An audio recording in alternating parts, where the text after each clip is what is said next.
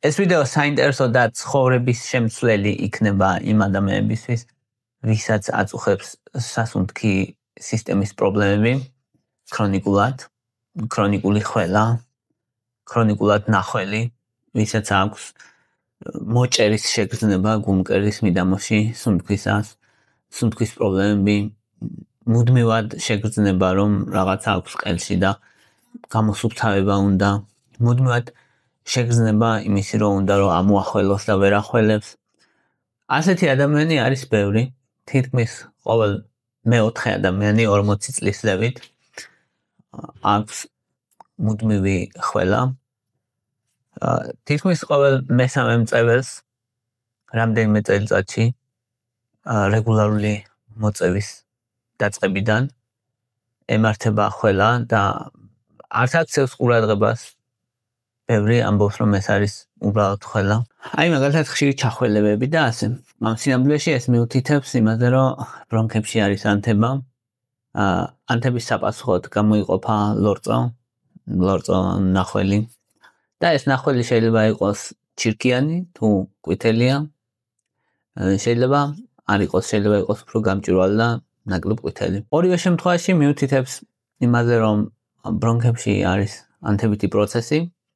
და ეს ზოგადად ლორწო, რომელიც ბრონქებში გამოიყოფა, ბრონქები ვიცით რომ არის ცხვირი შემდეგ ხორხი ხახა, ვიცით ეს როგორც გრძელდება მოკლედ და ან ბრონქები არის სასუნთქის სისტემის ნაწილი, რომელიც ხეს გავს და რომელიც მე იტოტება და მე გვაქვს ფილტვები. და ბრონქებს აქვს ძალიან დიდი მნიშვნელობა. ზოგადად ეს ლორწო, რომელიც გამოიყოფა ბრონქებში, არ არის პრობლემა.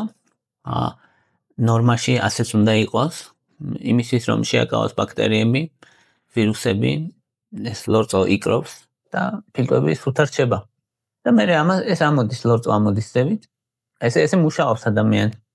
მაგრამ პრობლემა იქნება, როცა ეს ლორწო არის ბევრი ლორწო ახშობს ბრონქებს, ბრონქიოლებს, წვრილ სანათურს.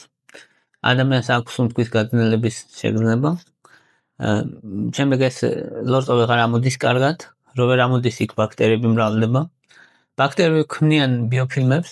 ბიოფილმები არის კოლონიები ბაქტერიების, რომელიც არის მილიარდობით ბაქტერია. და ეს ბაქტერიების კოლონიები გარშემო შემოირტყავენ როგორც კვერცხი ნაჭუჭს, ასე დაახლოებით. ამას ვიძახიან ბიოფილმებს. ეს ბიოფილმი რატოა მნიშვნელოვანი? იმიტომ რომ წამას რო ვიღებთ, ვეღარ მოქმედებს ის იმ ბაქტერიებზე, იმიტომ რომ დაცულია აი გარშემორტყმული ციხესიმაგრით, ამ ბიოფილმით, რომელიც შედგება ცილებისგან და ნახშირწყლებისგან, როგორც ხარაჩოში ჩასმული შენობა რომ წარმოიდგინოთ ხარაჩოებით გარშემო და ეს ხარაჩო იყოს ძალიან მტკიცე და რამე რო ესროლო და ამ ხარაჩოს მოხდეს აისხლიტოს დაახლოებით ასეთ როლს თამაშობს ბიოფილმები ბაქტერიების კოლონიებში. და არის ძლიერი სამკურნალო ეს ბაქტერიები დამატებით ანთებას იწვევს, დამატებითი ანთება, დამატებით ლორწოს წარმოქმნას იწვევს, ადამიანს სუნთქვა უჭირს, ადამიანი ახველებს და ეს მანკიერი წრე იკვრება. ძალიან ძნელი სამკურნალოა.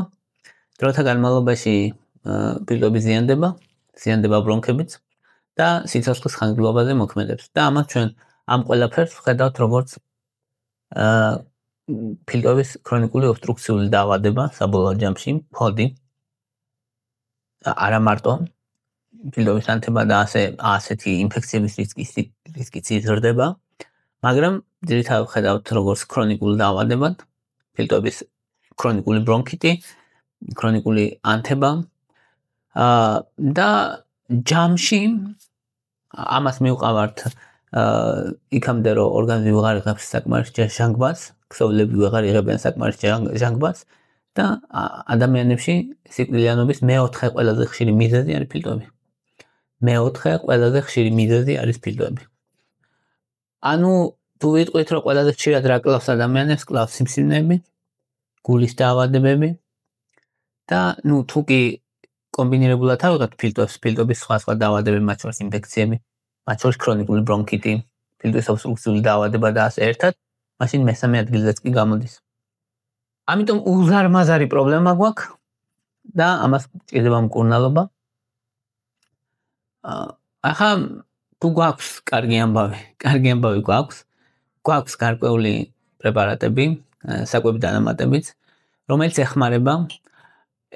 ხო, ახლა საკვები დანამატებზე რასაც ვიტყვი, ეს არ ნიშნავს, რომ ექიმის მიერ გამოწერილი წამალი გადაყაროს ადამიანმა და გადავიდეს მხოლოდ ამაზე, მაგრამ რასაც ვიტყვი, ის მეცნიერულია.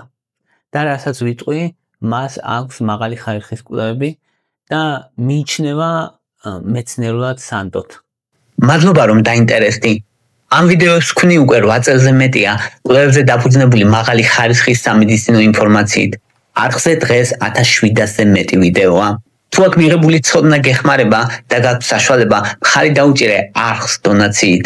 შენი მხარდაჭერით მეტ ადამიანს დაეხმარები იცხოვროს უკეთესი ჯანმრთელობით. თავიდან ვთქვათ, ვის ემართება ყველაზე ხშირად ეს ბრონქების ესეთი პრობლემები. პირველი ემართებათ ადამიანებს, რომლებიც არიან მწველები, ძირითადად 35 წლის მერე.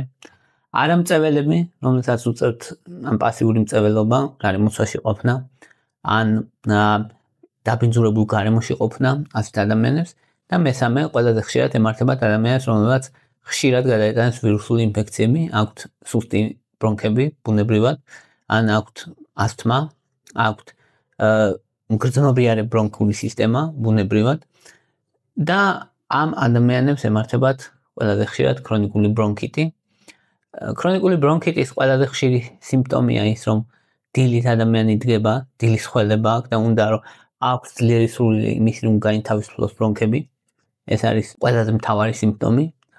მეორე მთავარი სიმპტომი არის ხშირი ჩახველებები, როცა ადამიანს მუდმივად აქვს გრძნობა, რომ უნდა რომ გაითავისუფლოს დღის განმავლობაში, არა კონკრეტულად დილით.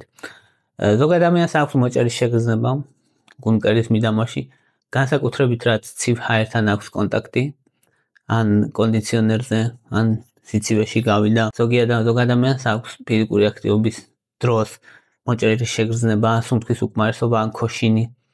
ესეც მიანიშნავს, რომ ფილტვებში ან ბრონქებში არის პრობლემა. და ხშირი ინფექციები, ასეთ ადამიანებს უფრო ხშირად ემართებათ ინფექციები და მგრძნობიარები არიან ცივი ჰაერის მიმართ. ცივი ჰაერი არ უყვართ. ზოგჯერ ადამიანს აქვს მეტალის გემო პირში, პირის ხრულში. ესეც მიუთითებს, რომ ნახველში არის ბაქტერიები და ეს ბაქტერიები და ჩირქოვანი ნახველი აძლევს ადამიანს ესეთ გემოს. ესეც მიუთითებს, რომ ბრონქებში არის პრობლემა. ეხლა მკურნალობა არ არის მარტივი, რადგან რამდენიმე კომპონენტს უნდა უმკურნალო ესეთ დროს.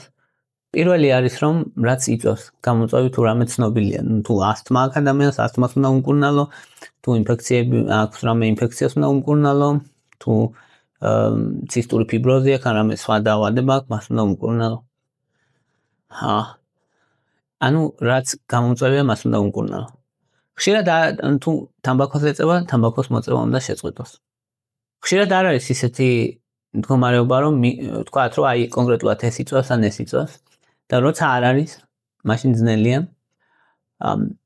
ან როცა მკურნალობა არ გვაქვს.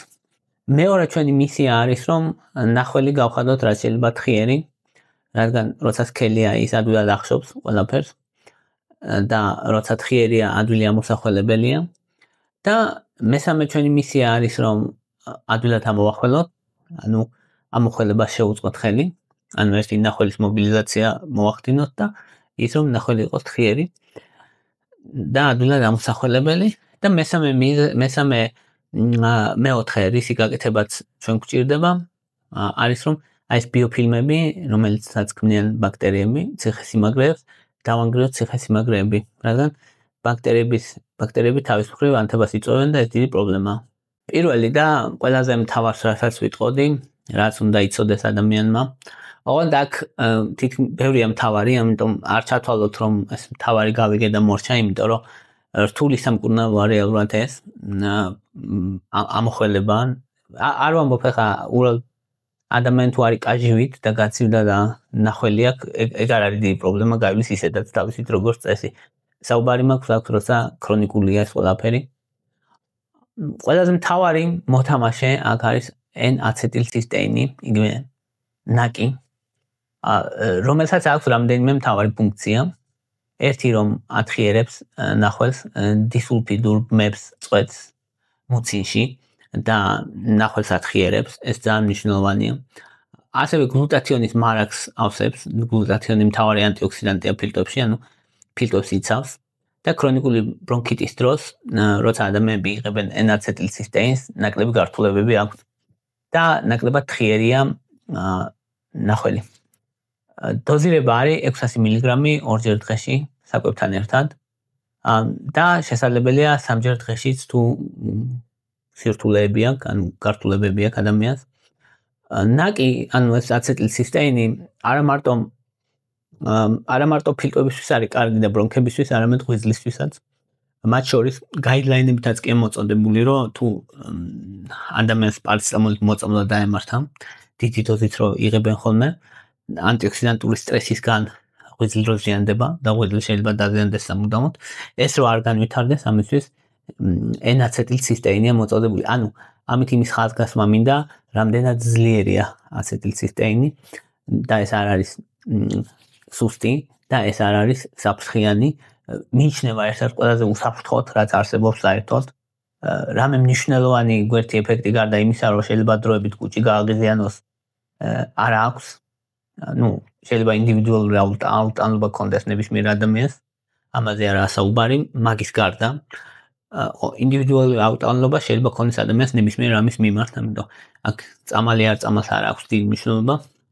ზოგადად მიიჩნევა ძალიან უსაფრთხოდ ღვიძლისთვისაც, თირკმელებისთვის მიიჩნევა ნეიტრალურად, ამიტომ გრძელვადიანად მისი მიღება შესაძლებელია, ამიტომ გაიდლაინები და რეკომენდაციებით ინიშნება მთელი ცხოვრების განმავლობაში ზოგჯერ ვისაც ქრონიკული ბრონქიტი აქვს. მეორე, ყველაზე მნიშვნელოვანი დანამატი არის ბრომელაინი. ბრომელაინი არის ფერმენტი, პროტეოლიზური ფერმენტი. პროტეოლიზური ნიშნავს, რომ ცილის დაშლა შეუძლია ასეთი ფერმენტი და ეს ბრომელაინი მიღებული არის ანანასის ღეროდან, ჩვენ ანანასს რომ ვეძახით, ხილია მოკლედ, ხილიდან არის მიღებული და მას აქვს უნიკალური ფუნქცია, რომ შეუძლია რომ ეს ბიოფილმები, რომელიც ბაქტერიული ბიოფილმები, რომელიც ბრონქებში ვითარდება, ბაქტერიების კოლონიები დაანგრიოს. დაანგრიოს და ასევე აქვს ძლიერი მუკოლიზური საშუალება, ანუ ნახველის გათხიერება შეუძლია. პროტეინებს და გლიკოპროტეინების ბმებს წვეთს და შესაბამისად ათხიერებს მოკლედ ყველაფერს ეფექტურად და კომბინაციაში N-აცეტილცისტეინთან მიიჩნევა ძალიან ეფექტურად და სინერგიული მოქმედება აქვს, ანუ ორივე ერთად უფრო ეფექტურია ვიდრე ცალ-ცალკე. საილუსტრაციოდ ორივე ერთად ნახველის გათხიერება შეუძლია 60%-ით, მაშინ როცა მარტო დაახლოებით 20-30%-ით. ანუ სინერგიულად ეფექტურად მოქმედებენ ორივე ერთად. ბრომელაინს ასევე აქვს ანთების საწინააღმდეგო ეფექტი ბრონქებზე და ბრონქების შეშუპებას ამცირებს, შესაბამისად ადამიანს უადვილდება სუნთქვა. ბრომელაინს აქვს მსუბუქი ანტიკოაგულაციური ეფექტი, რაც ნიშნავს, რომ ათხიერებს სისხლს და შესაბამისად მიკროცირკულაცია უმჯობესდება და თრომბის წარმოქმნის რისკს ამცირებს მცირედ. ბრომელაინი ძირითადად მიიღება 500-დან 1000 მილიგრამამდე ორჯერ დღეში, 60 წუთით ადრე კვებამდე.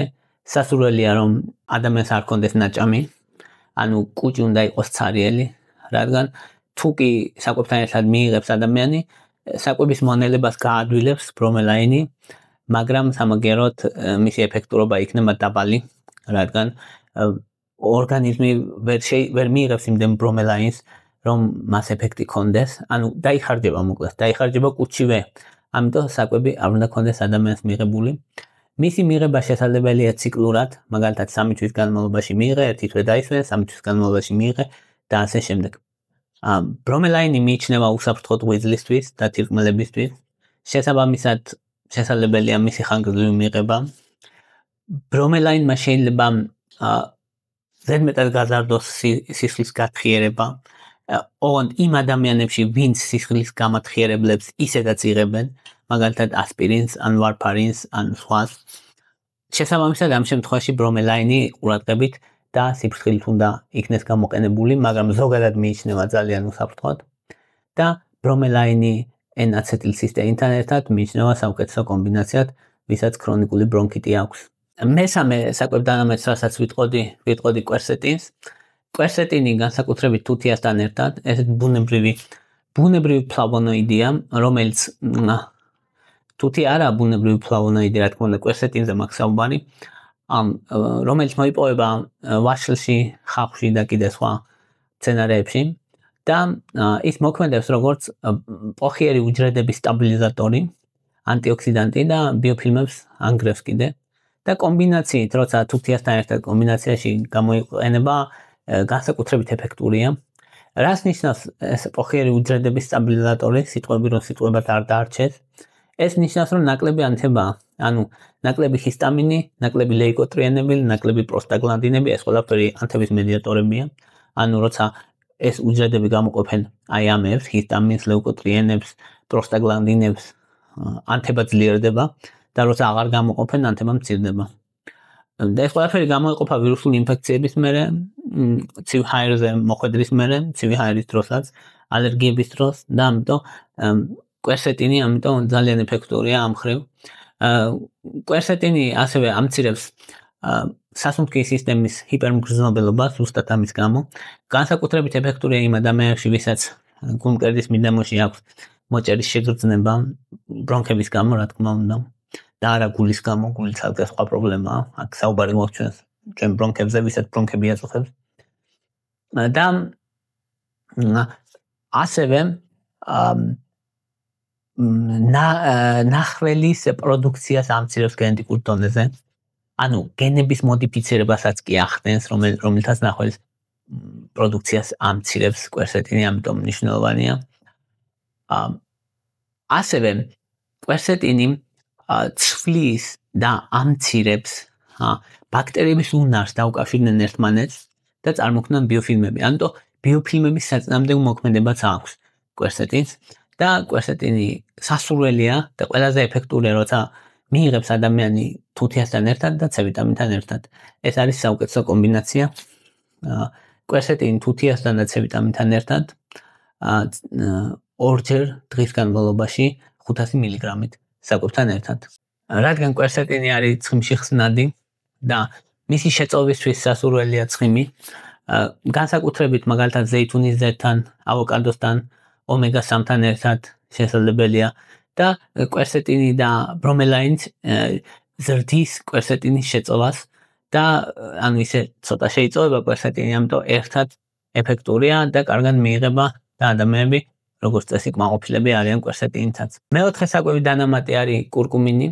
კურკუმინი პიპერინთან ერთად, ან ტურმერიკი, კურკუმინი, გაგიგეთ ალბათ. კურკუმინი არის ტურმერიკის აქტიური ნივთიერება. ტურმერიკი მცენარეა და აქვს საკმაოდ ძლიერი ანთების საწინააღმდეგო მოქმედება.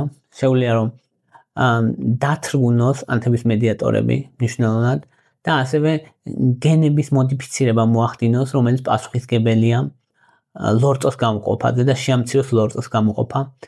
ასევე აქვს უნარი, რომ ბაქტერიული ბიოფილმების წარმოქმნას ხელი შეუშალოს და უფრო ნაკლებ რეზისტენტულს ხდის ამ ბაქტერიებს.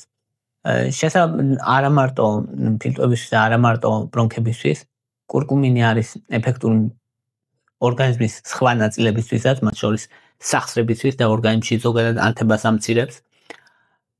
დოზირება კურკუმინის არის 500-დან 1000 მილიგრამამდე ორჯერ დღეში საკვებთან ერთად და სასურველია მისი მიღება პიპერინთან ერთად, რადგან პიპერი ზოგადად ძალიან დაბალი შეწოვა აქვს, ნაკლებად შეიწოვს ორგანიზმი კურკუმინს და პიპერინთან ერთად მნიშვნელოვნად იზრდება შეწოვა. ძალიან დიდი მნიშვნელობა აქვს, რადგან ბიოშეღწევადობა პიპერინთან ერთად 20 ჯერ მეტი აქვს კურკუმის, ისე 20 ჯერ ნაკლები. ამიტომ იმისთვის რომ ეფექტური დოზა მიიღოთ, აუცილებელია მოძებნოთ ისეთი, რომელიც არის პიპერინთან ერთად. კურკუმინის მიღება ხანგრძლივად შეიძლება, ორგანიზმისთვის რამე ზიანი არ მოაქვს მნიშვნელოვანი, ზოგადად მიიჩნევა უსაფრთხოდ. და მეხუთე საკვები დანამატი არის მაგნიუმი, მაგნიუმის გლიცინატი, ან მაგნიუმის ციტრატი. მაგნიუმის გლიცინატი მიიჩნევა უფრო ფაქიზად, უფრო კულტის ნაკლებად აღიზიანებს. საკვების მონელების სისტემაზე ნაკლებად მოქმედებს. კულტს დიდად მაგნიუმის ციტრატიც არ აღიზიანებს, მაგრამ მაგნიუმს ახასიათებს ზოგადად საფაღარათო ეფექტი.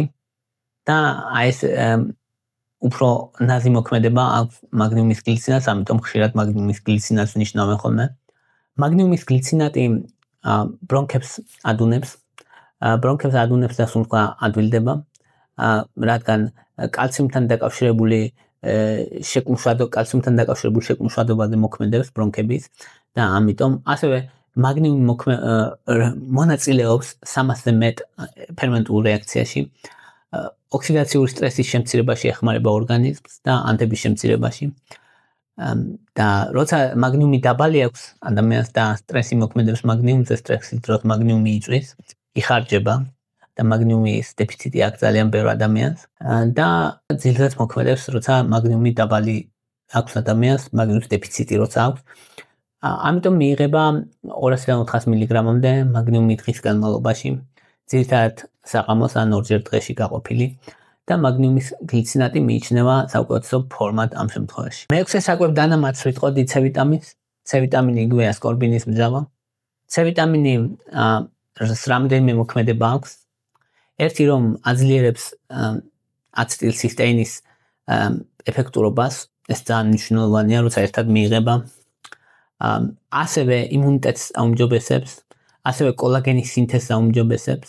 ზოგადად კანისთვის ძალიან მნიშვნელოვანია, არა მარტო ბრონქებისთვის და ნეიტროფილურ აქტივობას აუმჯობესებს და ინფექციები როგორც წესი ნაკლები მძიმეა და ნაკლები ხანგრძლივობის არის. დოზირება არის 500 მილიგრამი ორჯერ დღეში, როგორც წესი ვიტამინი C-ი, 2 გრამს არ უნდა გადააცილოთ დღის განმავლობაში. ზოგჯერ შესაძლებელია 1 გრამი ორჯერ დღეში მიიღება. სასურველია საკვებთან ერთად და საკმარის რაოდენობით წყალთან ერთად მნიშვნელოვანია. ხო, აქ მნიშვნელოვანია ის ფაქტი, რომ C ვიტამინმა შეიძლება ცოტათი თუ მაღალი დოზით მიიღებ, დღეში 2 გრამზე მეტს თუ მიიღებ, შეიძლება გაზარდოს 1 გრამზე მეტიც ზოგჯერ ზრდის თირკმელებში კენჭების წარმოქმნის რისკს. ამიტომ სასურველია 500 მილიგრამი ორჯერ დღეში საკვებთან და ბევრ წყალთან ერთად. მეშვიდე მნიშვნელოვანი საკვები დანამატი არის პრობიოტიკები. პრობიოტიკებიდან განსაკუთრებით ლაქტობაცილუს რამნოზუსი, ბიფიდობაქტერიუმ ლონგუმ და სხვა პრობიოტიკებიც, მაგრამ ლაქტობაცილუს რამნოზუსს მე ვიტყოდი როგორც საუკეთესოს. ადრე იყო ხედვა, რომ პრობიოტიკები მოქმედებს მარტო ნაწლაურ ფლორაზე, ასე არ არის. ნაწლაური ფლორის მოწესრიგების გზით აწესრიგებს ბევრ რამეს, მათ შორის კანის ჯანმრთელობას და მათ შორის ბრონქების და ფილტვების ჯანმრთელობასაც, ამიტომ მისი მოწესრიგება მნიშვნელოვანია, რადგან საჭმელსმოვნელებელ სისტემაში ჩვენი იმუნური უჯრედების 70%-ია თავმოყრილი, საჭმელსმოვნელებელ სისტემასთან ასოცირებულ ლიმფურ ქსოვილებში, ამაზე მაქვს საუბარი. შესაბამისად, უმნიშვნელოვანესია რეალურად ჩვენი იმუნიტეტისთვის ის, რომ მოწესრიგებული გქონდეს ფლორა ნაწლავებში და ამისთვის აუცილებელია პრობიოტიკები. ზოგი ადამიანი იღებს საკმარის რაოდენობით პრობიოტიკებს, მაგრამ ვინც ვერ იღებს, მათთვის ასე მიღება არის სასურველი. ადამიანები, რომლებიც ხანგრძლივად და რეგულარულად იღებენ პრობიოტიკებს, მათ 30-40% ნაკლები სასუნთქი გზების ინფექციები აქვთ 3 წლის განმავლობაში. მეტაანალიზები აჩვენებს ამას. ანუ პირდაპირ აისახება სასუნთქი სისტემის ჯანმრთელობაზე პრობიოტიკების მიღება. ამიტომ არის ასეთი მნიშვნელოვანი. სტანდარტული დოზირება არის 10 მილიარდი კოლონიის წარმოქმნის წარმომქმნელი ერთეული დღის განმავლობაში, ძირითადად დილით, ძირითადად საკვებთან ერთად და 3 თვის განმავლობაში სულ მცირე. 12 თვის განმავლობაში შესაძლებელია და მთელი ცხოვრების განმავლობაში მიღებაც შესაძლებელია, პრობლემა არ არის, აუცილებელიც არის ჩვენი ორგანიზმისთვის. ლაქტობაცილუს რამნოზუსს კიდევ ერთხელ ვიტყოდი, რომ არის საუკეთესო. აქ ყურადღება უნდა მივაქციოთ იმას, რომ ზოგიერთი ფორმა ლაქტობაცილების და პრობიოტიკების ზოგადად საჭიროებს გაყინვას, სამაცივრია, მოკლედ გაყინვას მაცივარია, მაცივარი ჭირდება, რადგან ოთახის ტემპერატურაზე რამდენიმე კვირაში იღუპებიან და ამიტომ უნდა ნახოთ, რომ ეწეროს, რომ ან უნდა იყოს free dried, ესე აწერია ხოლმე, ან სტაბილური უნდა იყოს, მოკლედ ოთახის ტემპერატურაზე ეგ უნდა ეწეროს, ეგ მნიშვნელოვანია ან ინულინს უნდა შეიცავდეს, ანუ ინულინით დასტაბილიზებულებიც არის, რომელიც იცავს ამ სიცხისგან და ტენისგან. შესაბამისად ის უნდა ნახოთ, რომ იყოს სტაბილური მაცივრის გარშე, ну თუ მაცივრის პირობები დაცულია, მაშინ პრობლემა არ არის, რა თქმა უნდა. და ახლა გადავიდეთ წამლებზე, როცა აი ეს იყო ზევით რაც თქვი ყველაფერი საკვები დანამატები, რომელიც ბუნებრივია, უსაფრთხოა და თან ეფექტურია და არის კიდე რამდენიმე მნიშვნელოვანი წამალი, რომელიც ზოგადად უსაფრთხოა და ყურადსაღებია ასევე და ხშირად არიციან ექიმებმა. არიციან უпростად როგორ არიციან, მაგრამ ყურადღების მიღმა რჩებათ, თორე ადამიანმა ძალიან ბევრი რამე შეიძლება იცოდეს, მაგრამ ორგანიზებული ცოდნას აქვს სხვა ფასი. წამლებიდან მნიშვნელოვანია ამბროქსოლი. ამბროქსოლს აქვს რამდენიმე მნიშვნელოვანი მოქმედება, ერთი რომ ეხმარება გაათხიეროს ნახველი, ეგ ძალიან მნიშვნელოვანია. მეორე ასტიმულირებს ამხელებას და ესეც ძალიან მნიშვნელოვანი ფუნქცია და ასევე ფილტვებში სულფატანტის წარმოქმნას აუმჯობესებს ალვეოლებში და ეს რას აკეთებს ახლა ალვეოლებში სულფატანტი წარმოიქმნება, ალვეოლების გახსნა ადვილდება და ალვეოლების ზედაპირი ხდება უფრო პრიალა ესე ვთქვათ და მასზე ვერ ჩერდება და ვერ ეკრობა ნახველი ადვილად და ადამიანი ადვილად ამოახველებს. ეს არის ძალიან მნიშვნელოვანი რამე, რაც შეიძლება გააკეთოს. შესაბამისად ათხიერებს ნახველს, უფრო ნახველს ხდის, უფრო თხევადსაც ასევე, ესეც მნიშვნელოვანია და აცეტილცისტეინთან ერთად მოკლედ მუშაობს ძალიან კარგად და ქრონიკული ბრონქიტი ვისაც აქვს, ამბროქსოლს პლუს აცეტილცისტეინი არის უკეთესი კომბინაცია, უფრო 30-40%-ით უმჯობესდება ამხელება, 25%-ით ნაკლები გაცემები აქვს, გაცემის და ხველის ეპიზოდები აქვს, მაშინაც კი როცა ცივდება ადამიანი თუ ამორს ერთად იღებს. ამიტომ ამბროქსოლს ძალიან დიდი მნიშვნელობა ენიჭება. ამბროქსოლის დოზირება არის 30 მგ 2-3 ჯერ დღეში, ან 75 მგ-იანი ფორმა გახანგრძლივებული ფორმა მთელი დღის განმავლობაში. ძირითადად ამბროქსოლი მიიღება დილით და შუადღით, რადგან შეიძლება ხველა გააძლიეროს დროებით ღამე, ამიტომ ღამით არ არის სასურველი. და ამბროქსოლი მიიჩნევა გრძელვადიან თუ საფრთხოდ, ღვიძლის და თირკმელებისთვის ნეიტრალურია, შესაბამისად საშიში არ არის. მეორე მნიშვნელოვანი პრეპარატი არის თეოფილინი. თეოფილინი არის ძალიან ძველი, მაგრამ ეხლა რატო ამახვილებ ყურადღებას თეოფილინზე? თეოფილინი არის დაახლოებით ისეთი, როგორიც ახლანდელი თანამედროვე შესასრულებელი ბრონქოდილატატორები რაც არის, რაც ძალიან ძვირი ღირს. იცით ამ სიმბიკორტი, პულმიკორტი და რაღაცები ძვირია ძალიან და ადამიანს არ აქვს ზოგჯერ მის საშუალება და ან მისი ძველი ალტერნატივაა მოკლედ.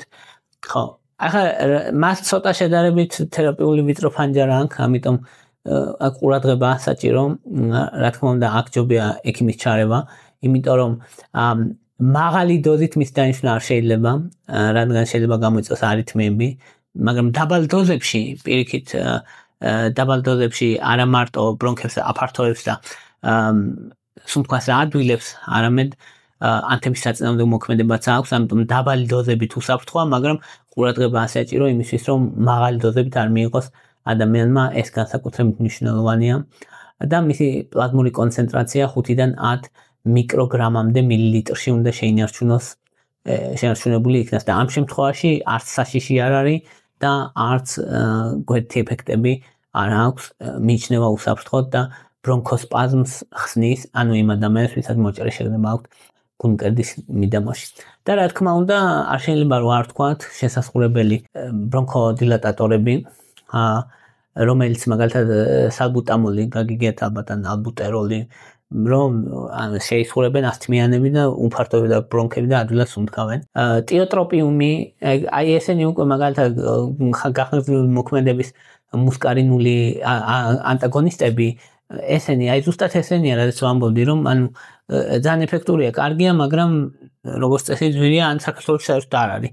ამიტომ ხო ეგენი დღეში ერთხელ შეისხურება და ადამიანი ბრონქებს აფართოებს იმ ადამიანებისთვის კარგია განსაკუთრებით ვისაც აქვს ცივ ჰაერზე მგრძნობელობა და ესენი კარგია მაგრამ ხელმისაწვდომობა დაბალი აქვს ამიტომ ეს არის პრობლემა რეალურად მაგალითად ტიოტროპიუმი რომელიც ძალიან კარგია ძალიან კარგად მოქმედებს საინჰალაციო დღეში ერთხელ მაგრამ სამწუხაროდ მე ქართულ ბაზარზე არ ვიცი ვერ ვნახე თუ ვინმე მიცით დაწერეთ კომენტარებში და რა ღირს ის დაწერეთ იმიტომ რომ რაღაც ძალიან ეჭვი მაქვს რომ ანუ 100 ლარს ზევით არის და ხა 100 ლარს ზევით წამალი რომელიც თვეში ერთ წელი ჭირდება ადამიანს ეს არის თვეში 100 ლარი თვეში 100 ლარი არის ეს პენსიის მესამედი ხო თითქმის შესაბამისად ძალიან ძვირი ღირს ესეთი პრეპარატები აიმიტომ რომ იგივე თეოფილინი ხო დაბალ დოზებში ოღონდ არ არის ისეთი ეფექტური და ძლიერი მაგრამ მის შემცვლელია თეოფილინი ღირს კაპიკები ანუ ლარი და 50 რაღაცა ღირს თეოფილინი და ის ღირს ესე შესაძლებლობები ღირს აი 60 ლარს ზევით 80 ლარი და ესე და ეგ არის წარმოუდგენლად დიდი და მით უმეტეს ესეთი პრეპარატები რომელიც ქრონიკული ბრონქიტი ვისაც აქვს ადამიანებს ჭირდებათ ყოველდღიურად და ესეთი პრეპარატები ღირს ასეთ დონეზე ძვირი ძალიან ძნელია რა თქმა უნდა მისი მიღება ადამიანების მიერ აი ეს იყო რის თქმაც მინდოდა მადლობა რომ მისმენთ მადლობა რომ გაინტერესებთ თუ მოგწონთ ჩემი ვიდეოები დალაიქეთ თუ მოგწონთ ჩემი არხი გამოწერეთ მადლობა ინტერესისთვის